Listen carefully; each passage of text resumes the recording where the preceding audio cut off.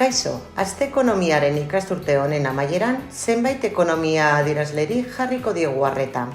Apirilean, Euskaditik atzerrira egindako ondasunen esportazioek ia ehuneko 5 egin zuten gora, aurreko urteko hilabete berarekin alderatuta.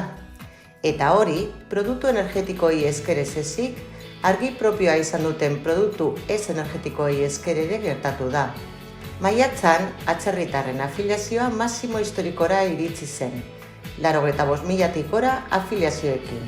Euskadin, ostalaritzan eta etxeko sistema berezian duten presentzia nabarmentzen da. Maiatzera arte Euskadin ia 12.000 auto saldu ziren, beraz, azken urteetako joera berresten da. Dena dela, merkatua, oraindik ere pandemiaren aurreko volumenen ehuneko 40 azpitik dago. Laster arte.